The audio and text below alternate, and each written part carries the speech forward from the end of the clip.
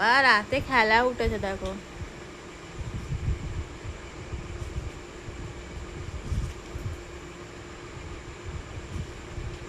Cat food খেয়ে খেলছে, পেট ভরে গেছে। আর জন্য আর তর্স হয়েছে না।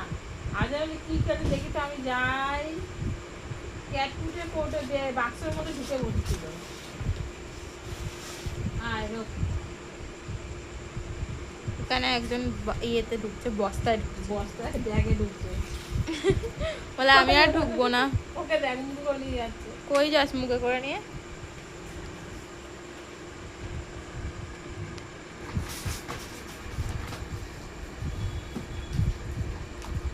ও একে বলে খেলা।